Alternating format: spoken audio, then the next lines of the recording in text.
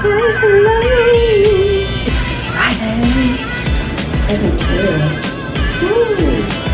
I just cannot be bothered. This is your sign. Whatever you've been battling, put your sword down. But anyways, I'm having like a little staycation this weekend. I hate to overcomplicate things if you haven't noticed. I really hate it. I hate to like overcomplicate and overanalyze. Makes me anxious, makes me stressed out. I just like really easy, simple, basic, you know, easy. Not necessarily basic though, like in the way of like boring. Basic doesn't have to be boring, but basic in my brain is simple. And that's what we're going for. So I'm going to take you with me as I kind of like get ready. Along with me as I get ready and kind of pack some of my stuff up, and that's the biggest thing that I hate. I don't want to pack up a bunch of bags and a bunch of stuff just to go 35 minutes away for the weekend. So contrary to the excessiveness that I feel like our culture is bringing into life nowadays, where you have to buy everything and like have a different thing, but yet everyone is wearing the same thing still, baffles me. I'm just gonna show you my little shortcuts because I don't like to overcomplicate things. One thing that has saved my life is in the bathroom. I am kind of like, I'm in my place a lot, but I'm also like on the go a lot, and I've been taking trips a lot. So what has literally saved me is just like keeping my essentials in my bathroom. Like my skincare, it stays in this little bin here, and then my makeup like stays in my makeup bag, and I try to keep it kind of like in there and together. I used to like have like an organizer and things where I'd put my brushes in there and like keep that in there when I'm here, and then I'd have to throw it all. No. It just stays in those things. So that way I just zip it up and I just go. I keep myself in the bags. Can you tell I'm like delusional today? I'm probably delusional every day, but that's okay. This, no idea why that's there, but that doesn't belong there. I'm going to dinner tonight, and it's raining, so I don't really think I'm gonna do my hair because I don't care. I've learned some things as a girl. I've learned I can either make my life harder and be disappointed, or I can make my life easier and just enjoy the ride. And if it's raining, why am I gonna take the extra time to do my hair if I'm just gonna go outside and it's inevitably at some point, whether I use an umbrella or not, going to get trashed? So I might as well just do something cute up and have a good time. You know what I mean? So I'm going to dinner tonight, and then I'm basically just gonna be relaxing the rest of the night because cold, rainy, well, colder, rainy. I should be grateful because it's not snowing anymore. It's not 20 degrees. It's not negative 20 degrees. But it is a little bit colder. It's rainy. It's overcast. Vibes are kind of meh. So I'm going to dinner and then just going and hanging out basically inside, watching movies, cozy, probably gonna have some snacks. Okay, so nothing crazy, just gonna bring like a cute lounge set, cozy clothes, something to sleep in, something that can double as both. Okay, and then tomorrow probably go to brunch, dinner, something. Definitely need to bring one outfit just for like movement purposes, workout purposes, whatever. And then something for Sunday, going to brunch for sure. So yeah, let's get into it. Also, this is hideous. I don't know whose idea this was to put this out here. I wish they would have put this in this little closet, like a utility closet. Like you would think that like they would do that, but instead you get to see this now. It's this beautiful high-end, I can't even open it, and I'm not gonna bother trying because we'll break nails. But yeah, that's hideous, and I've tried to put a picture over it. Okay, anyways, we're losing track of the point here. Okay, let's go. Let's start getting ready and packing.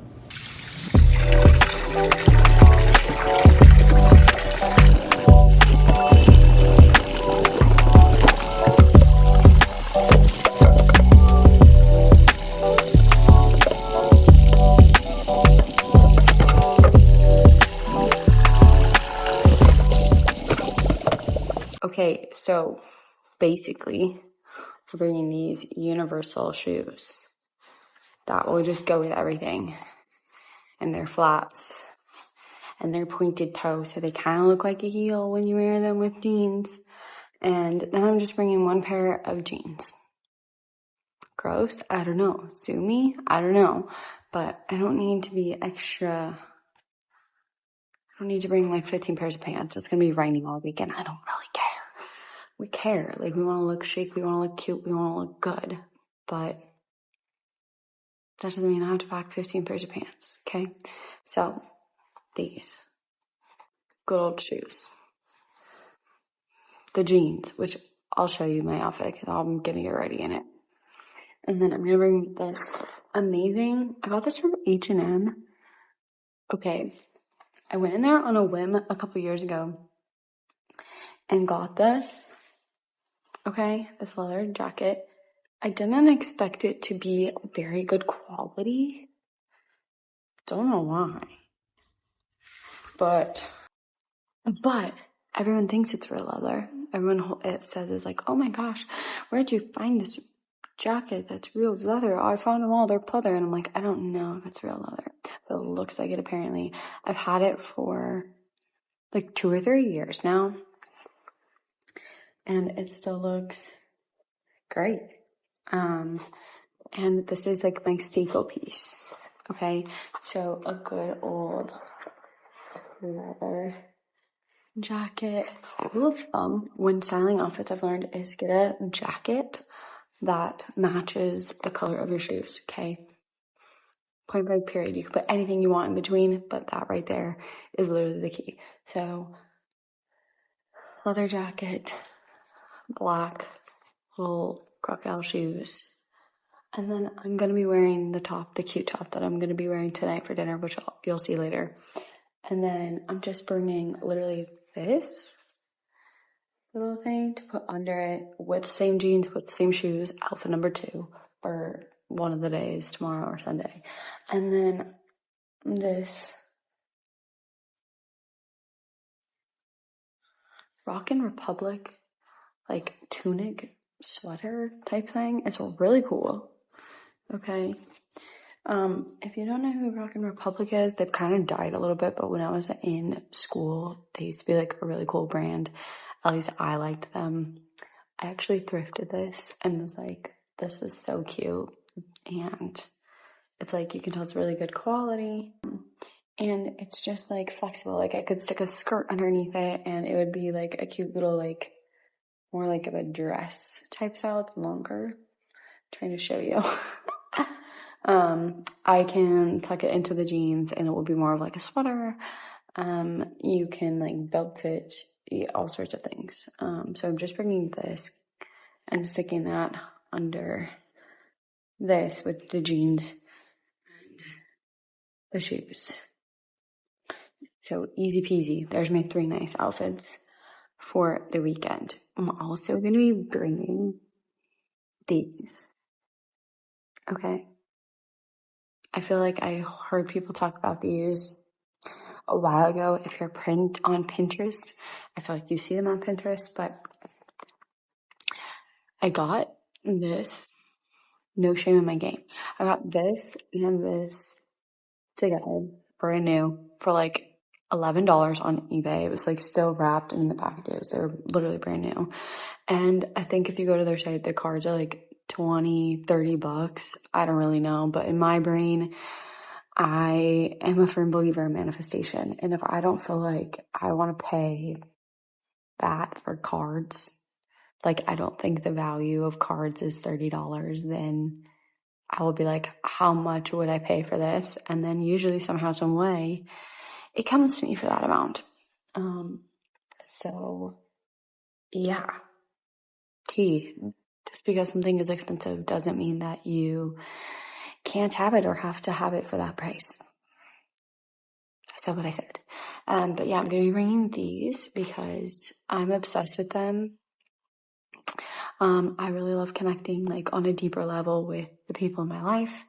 And I feel like these are just like really good, fun conversation starters. And then like you kind of go off on a tangent if you're with your girls. The guys also get into it because, I mean, if the girls are into it, the guys are into it. Let's be really honest. If a girl's into something and the girls are all loving it, the guys are going to be like, yeah, this is the greatest because, I mean, they exist to please us, correct? No, probably not. But I mean, yeah, they do. And then they have this like little wild card, this final card. But also they have like, it's going to be backwards probably. Like write a message to each other and then you like, I don't know. I just love the intentional stuff. I lost my weekender bag. I have no idea where it is. So instead, I'm going to use a Trader Joe's bag. Yep, Trader Joe's. Please sponsor me. Yep, that's what we're going to do. We're going to use a Trader Joe's bag. And I'm going to show you how I just fit everything in there. Half of it I'll be wearing. I'll be wearing the jeans. I'll be wearing the shoes. I'll be wearing the jacket. So all I'm going to put in there is these 2 shirts. How not to have a huge, massive bag. Unless you don't mind that. But I just hate that. I don't want to deal with that. And yeah, I don't want anybody else dealing with it either. So easy peasy lemon squeezy. Impromptu about manifestation. You can manifest anything in your entire life. And my life is 100% proof of this. When I was growing up, I would dance around my house and put on like shows in my living room. And when I was graduating high school, I got into the rave scene for the first time in forever. And first I found this music, okay? First I found this music, and this wasn't cool back then. It was not cool. It was not what it is today. It was like you were on drugs or you were not cool if you went to raves. And everyone thought I was on drugs that I went to high school with, and all made fun of me. But I was like, I don't care. I don't give a fuck. This feels like a piece of my purpose and a piece of my soul. And I really wanted to go. I really wanted to go. I really wanted to go. And I like tried to force myself to go to this festival at the time. It was called Starscape Festival, and I think it was in Seattle. I'm not exactly where it was. I think Seattle? I don't know. Somewhere where there was like a bridge and lake or water. Someone tell me if you remember. This was like a while ago. And I bought tickets, and if I went, I would have literally seen Cascade, Base Nectar, Skrillex, like every big, large Deadmau5, like every big, huge, massive name in EDM. That at the time, like, really wasn't that big at all. Like, Deadmau5 for sure was. At that time, like, everyone kind of, like, knew. That was, like, his peak. But, yeah. So I buy tickets to this thing and, like, try to force it to happen. No one would go with me. I'm like, I'm just gonna go alone then. And I wasn't even 18 yet. So my mom was like, I mean, I want you to be safe. And I was like, okay. So it was, like, very clear, like, this just wasn't happening. Like, I didn't know how I was gonna get there. I didn't know, like, it, you know, what to do. Now I would most definitely go alone, and I think, like, I probably should have just hit the gas and did it. I don't regret it though, but I was forcing it. And a few weeks later, somebody from my high school, like, invites me to this party that I went to high school with. Invites me to this party, and I'm like, what is, like, what part? And it had like a specific name, and I'm like, what is this? And they're like, I don't know, it's like some party that their friend of a friend or whatever like heard about, and we're gonna go. And I was like, cool, I'm in. And I like looked this party up because I'm like, I don't know, somehow my intuition was just like, what is this? Like, this sounds like a thing. And then more information came out, and it was like at this specific venue, and I'm like, that's weird. Like, why are we renting out a venue to have a party? Like, this is so crazy. So I look it up, and I find this thing on Facebook, and it's a rave, and I'm like, what the fuck? Like, this is so cool. And so I got to go to this rave, and the minute I stepped in there, I was like, yeah, love this, absolutely 10 out of 10. I like ran off on my own, like didn't pay attention to anybody that I was there with or whatever, did not care. And they had the go-go dancers on the stage, and I was like, I'm doing that. I'm 1,000% doing that, but I'm not going to do it for like a little room like this. I want to do it for like a big crowd. So set that intention. One thing led to another. Didn't try, didn't effort, kind of like was just going about my life. Went to a few shows, met lots of the artists, manifested that. And then eventually I ended up dancing for a festival that had some of these EDM artists, but then they had Wiz Khalifa there, and they had Mac Miller there. And I ended up dancing for Mac Miller, which was funny because when I was practicing for this thing, I would just listen to Mac Miller on replay and like dance to it, because I'm like, if I can dance to this, I could dance to anything, okay? And this was right after I had like a really prominent person in my life pass away, whose like favorite artist was Wiz Khalifa. And I asked Wiz Khalifa on a whim, like, hey, can you play this song? And it's not like a common song of his at all. It's like in the SoundCloud like depths of things, okay? But if you knew Wiz Khalifa, like, you knew the song if you really liked him. So I asked him to play it, like, and everyone's like, he's not gonna do it, like, don't get your hopes up. He played it. I was like, wow, this is amazing. And that was like my dream. That's what I wanted to do, like, my whole life. Even when I was a kid, like, I wanted to be a performer. I wanted to be dancing on a stage, and here I was like making this happen. And after I did that, I was like, cool, I think I want to like kind of like go get like a big girl job now. And it wasn't coming from like a real desire of mine, but it was coming from a lot of the like noise and things around me to go to law school. Then I manifested that. Then I realized I wasn't happy in that, but I was working at a law firm, and I manifested, this is the crazy thing, I went to a like, I don't know, like a kind of like remembrance party, which is kind of messed up. Someone passed away, and we were all at this, like, a bunch of people I grew up with were at this bar, and everyone was like, I didn't have a job at the time. I was like jobless and had no freaking clue what I was going to be doing.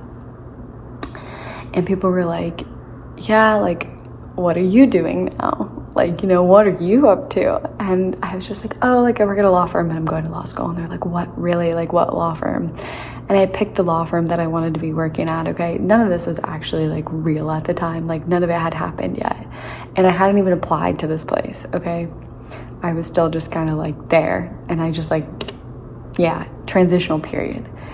And I walk around telling people, like, this is what I'm doing. And literally 2 weeks later, I had, like, I knew someone that worked there, got an interview, and ended up getting a job there.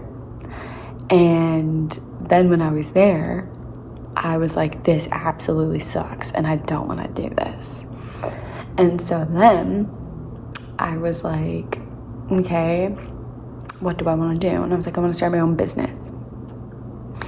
And I was like, okay, what's that business going to be? Like, what's it going to be? And I was like, I don't know, but like, I definitely don't want to listen to somebody else tell me what to do. And I was like, all right, cool. And so after like biting the bullet, I mean, this took me, I don't want to say it was like that. It took me a while to like get the courage up to just do it and like realize like, I'm not waiting. We're never waiting for someone else to give us something. We're waiting for ourselves to allow ourselves to receive what we truly want and give ourselves permission to trust that. And so once I reached that point, I quit my job. Okay. I had no idea what I was really going to be doing. No clue. Okay, I just knew I wanted to own my business. Did I know how to run a business? No. Did I know what I wanted to be doing in the business? No. Okay. But then I had some time off. And part of me was like really, really, really anxious and kind of like worried. And I had saved up like maybe $7,000 at this job that I was getting paid really shitty at, okay? In comparison to probably what I should have been getting. And I saved up $7,000 and quit. Well, that doesn't last so very long, I learned. But within like a week or two, I had a friend that, and I had nannied previously. I had lots of child experience previously. Well, all of a sudden, through like friends and stuff, like I just started getting these like babysitting jobs and like was picking up this and had money coming in from there. And then I decided like, I've gotten so comfortable doing this that I don't really want to do it anymore. Like, I don't mind doing it, and I love kids, and it's so easy. Like, I just sit there and mediate things or like kick a soccer ball around with them. Love it. So easy. But like, I don't really think I want to do this anymore, you know? And so I started saying no to the babysitting gigs. Mind you, I didn't have a job, okay? This was like supplemental sort of income at the time. And then I'm starting to hear about teaching kids online in China, because I still was like, I want to build this business, but I don't really know what to do here. And I kept hearing, well, why don't you teach English to kids on China? Like, and I was like, that's stupid. Like, whatever, I don't want to do that. Looked it up, was like, wait, this seems easy and I could do this. And it was like I had the whole day off and I would teach at night and in the morning, like early morning. Again, love kids, don't have any problem with them, but didn't want to like physically be having to like tend to them. So it was like a really easy process, get the job. I'm teaching kids online temporarily. Then I started a blog because everyone's like, why don't you start a blog? Why don't you start a blog? Why don't you start a blog? I'm like, cool, I can do that. Start a blog. The blog immediately gets 700 views. How? I don't know, okay? So I'm like, cool, let's keep doing this because this feels like the first step to whatever the business is. Played around with lots of different things and ideas in that space. Then I sort of got this grasp of, mind you, I was in a very spiritual space at this time. And I was like, I want to give readings to people. I want to like take human design and astrology and like blend them together because no one's doing that and I feel like they need to be. And I feel like these things complement each other. And so right after I decided that, a girl from the UK, I wish I could remember her name. I don't know how she found me, but she messages me, maybe the blog, I don't know. She messages me asking for a reading. She's like, how much do you charge? And I'm like, what do I charge? What do I want for this? And I was like, well, let's not go too high because like it's my first reading ever. She doesn't need to know that, but I know that. And so it's like $75 for like a recorded 35-minute thing. And she was like, okay. So I sent this to her. I'm like, well, whatever. Don't hear back for like a couple days and I'm getting kind of like nervous about it. And then she writes me back and she's like, wow, this was like the best reading I've ever had. Like this was so informative, like nothing but good things. Right after that, everything snowballed. Like the blog blew up. I had people asking me for readings. I didn't even have a schedule set up. Didn't even have like a proper website. Just had blog. Okay. Boom, my business. Boom, a business. Okay.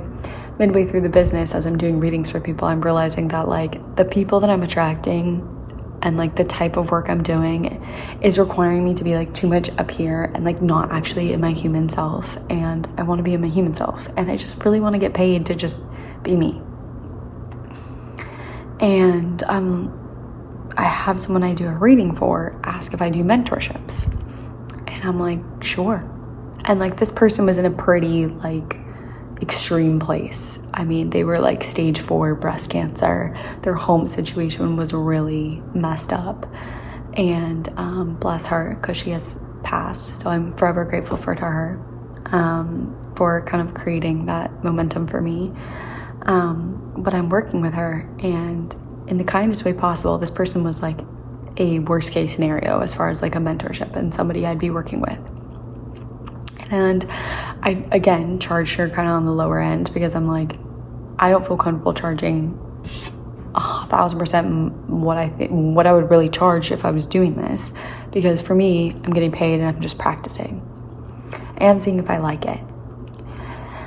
And I'm like, I could totally do this. And once I did it with her, a really severe person, like case, situation, scenario, I was like, okay, this is how I can make it more fun. This is how I can put up boundaries around like who can do this. And I was like, cool, like I would love to just transition to this.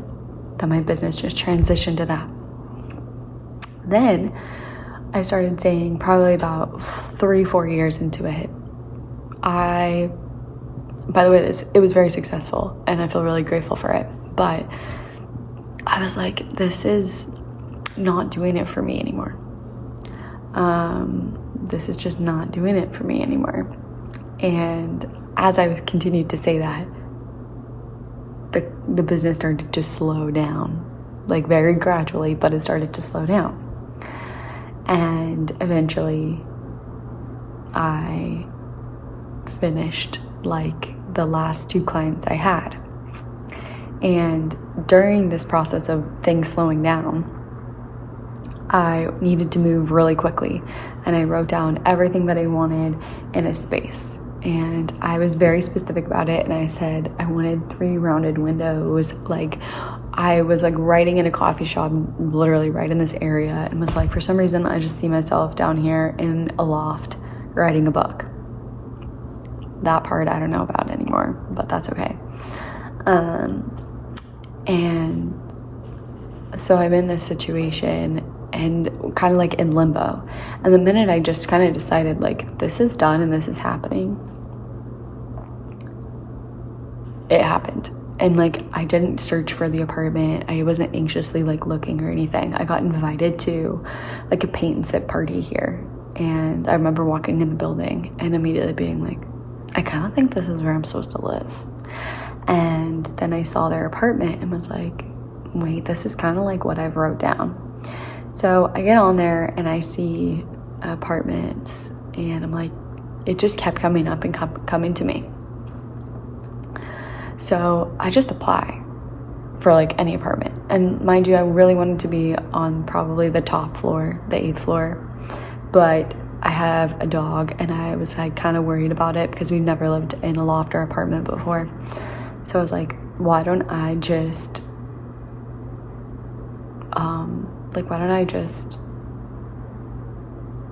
apply to the 4th floor? Like that seems halfway in the middle, right? That apartment is not available. I get taken up to this place that I'm in, and they're like, yeah, but like we just had someone put in an app and they've already been approved and everything for it. And I remember jokingly looking at the lady and being like, well, this is exactly what I want. So if you could just like lose that application or whatever you need to do to get rid of it so I can get in here, that'd be great.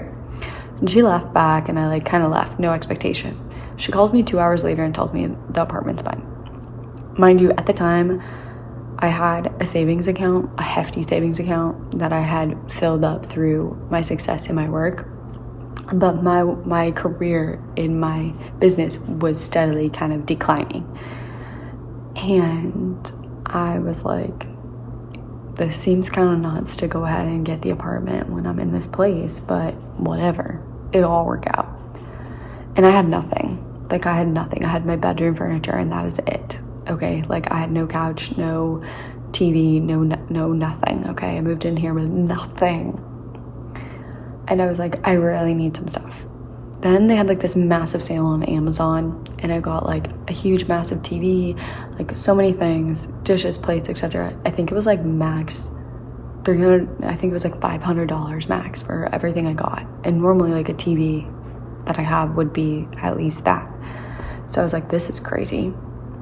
And then I just started like thinking about what I wanted in my space, and for some reason I got the ping to like go on Facebook Marketplace, which I never even thought about before, and like found all these things for like, I mean, they would have them listed for $70, but I'd be like, hey, will you take 30? And they'd be like, yeah, sure. And I'd be like, what? Okay, cool. So I was finding this way to like manifest all these things for myself, right? And I'm in this space and I finish up my last clients, right? Like not knowing how I'm going to be able to provide for myself or whatever. And I'm like, reached a point where like I didn't want to continue using, like I started freaking out, okay, because my savings account was dwindling, and it was so sad because I worked so hard to like build up the savings account. And I was like, oh, this sucks. Like I really wish that I would just get like a lump sum of money for the summer so I could just not worry about it. And I literally got like a message or a letter from my old 9-to-5 job saying that like I had a big, like a lump, not a big, but I had like a few $1,000s like that I was owed from them that couldn't be transferred into the retirement account that was like rightfully mine or whatever while I was there. So I get a check, okay? And it's like enough to just let me feel comfortable coasting for like the rest of the summer. And then I've continued to just, I like have wanted to start something new, but didn't really have clarity on what. And I was also like really exhausted and really burnt out and didn't realize that I needed some space and time to myself after helping so many people. And so deep down inside, I really didn't want to be working, okay? So I was like, I don't really want to be working, but I also have to be provided for. Well, somehow, some way, like I got inheritance from something. I got $3,000 here for something else. I helped somebody out with this and they were like, let me pay you for this. And I was like, no, okay. And that's the thing, is I think that so often we think in our world today that we have to like do it all by ourselves. And when people offer something or offer and exchange things to us for our time and our energy, we're like, no, like no big deal, like don't worry about it. It's like, why not be open to it? One. But throughout this entire process, okay, this entire thing, I've learned some things. And it's that our natural disposition, and my personal belief, I've learned that our natural disposition is high vibrational. We are naturally high vibrational, but we've been conditioned to believe that we have to react and respond to every little thing in our external reality. Yes, I did go through periods where I was freaking out. And even yesterday, I had a moment again where I was like, shoot, what the heck am I gonna do? You know? And let me also tell you that like I've gone on 3 or 4 trips this year in the most luxurious places that I have ever been in my life. I have gone to more concerts, more events, more things that were paid for or taken care of for me, somehow, some way, okay, than ever before. And mind you, I have not been working. It doesn't really make sense, but I have not been very reactive to it in my reality. And that's the thing that differentiates people who create these really wonderful experiences like this for myself. One, you are naturally high vibrational, and you can either respond, like how you respond can either expand yourself and keep you there or lower that. So it's like, let's say something happens, like, oh, my boyfriend breaks up with me. Okay, then you naturally pull yourself out of your natural disposition of high vibration. Then you lose your job. Okay, you then allow that to pull you out of your high vibration. Then you go broke. It's like, then you allow that to lower your vibration even more. It's like, if you maintained your state of being and found safety and security and worthiness and value and all of these things in yourself, regardless of what's happening, 100,000 billion% that you will manifest whatever the fuck you want in your life. So that's my tidbit for today. That was a long story short, but that's my tidbit for today. You don't have to do all these methods. You don't have to do all these things. I see so much crazy stuff out there. The other thing that I started to do was detach from, although I think it's really fun, I started to detach from astrology predictions. I stopped getting tarot readings. I stopped going to psychics. I stopped doing any of that stuff and just said, okay, if there is an unknown in my life before me, that's essentially the equivalent to a blank page. What do I want to experience? Like, what do I want to put on that page? And then being the director, the stylist, and the main character of my own reality in life. Like, where you naturally are when you're not reacting to everything in your external and creating a narrative, because it's not the feeling. Everyone is like, feel good, no. No. You can feel your feelings. You can feel your feelings. 1,000 billion%. You can feel your feelings.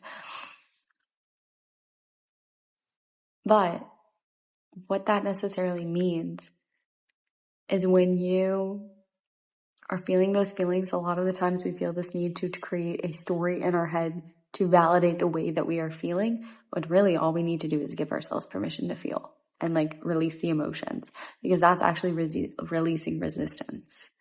So, like, for example, if, let's say I found out that I couldn't go to that show and it just wasn't working out and I felt really frustrated and angry, right? It's okay to feel frustrated and angry. I'm releasing the resistance I had to receiving that, okay? And around it. But it's when our heads go, oh my gosh, I'm so pissed off. Like, this didn't happen. Like, I'm never going to see this person. Like, this sucks. Like, oh gosh, I should have known better. This isn't going to happen. Like, this stupid manifestation stuff, it doesn't freaking work. It's the narrative that we connect to the feeling in order to justify feeling it. That is the issue. Keep yourself in your natural disposition. And literally everything will come to you. It's very magnetic. You are extremely magnetic. And that's today's pep talk that randomly needed to come through. Someone needed to hear that. So yeah, I'm going to go get ready. And then I'm going to show you guys the final look. I'm not going to do it on the camera because I just ranted about that. And that probably should have been the rant while I was getting ready. But sometimes it's really hard to do your makeup and talk. Does anybody else experience that? Because I struggle. And then I lose track of time.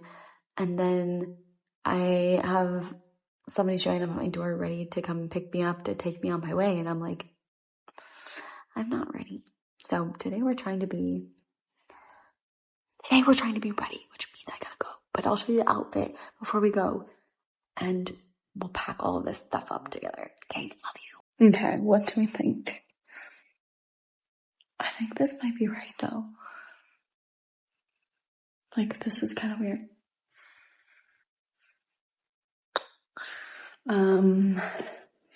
Dare I say this is accurate? I mean, it's not so dark, but normally I would never wear black eyeliner. We're doing a black honey dupe on the lips. I'll have to show it to you. It's in my purse. For now, we are gonna stick you here.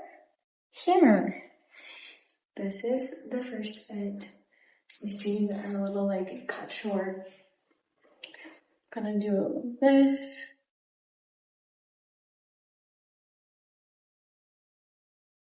He's like, let's shoot the team. We're bringing this girl along with us. This is an oldie, but like I just tied this up and made a little shoulder and still cute and good to go. Keep your bags. Then, okay, this, it's black cherries, but this is like $3, I think, maybe $5, I don't know. Very inexpensive, bought it on a whim, lip plumper, black cherries, LA girl. Whoa. Literally black honey dupe. But this is it, and I think it looks good. So if you don't like it, I don't care. Okay, we're gonna bring you into the dungeon now.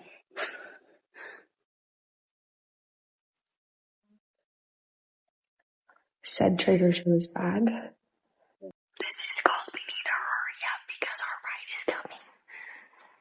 Okay, Trader Joe's bag. Easy peasy on this week. My little lounge set and pajamas. Doubles as both because why not?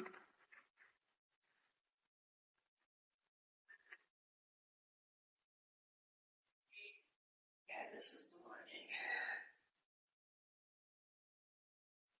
Sometimes slow and steady actually really wins the race. These cute pajamas. I like lounge pants too. Love them.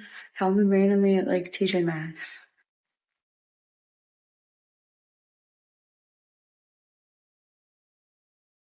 Bra. Neutral bra. Our 2 other shirts.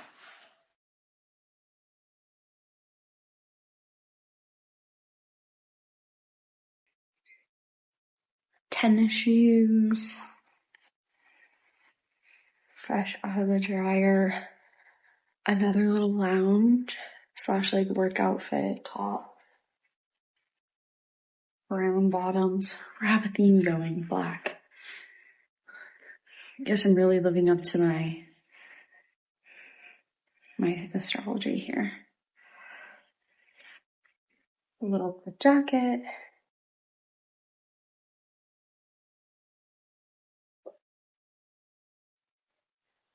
Into the back. Shoes we saved for last. Toiletries bag. Makeup bag.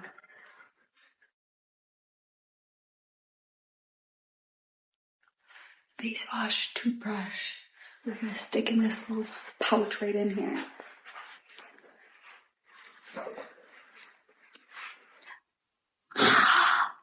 All the stuff that's in my bag.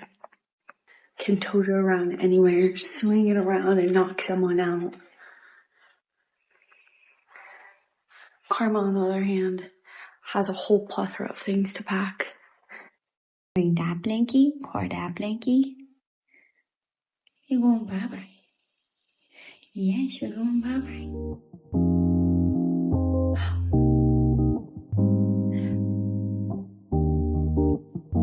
Oh my gosh, you're so cute. I can't stand it.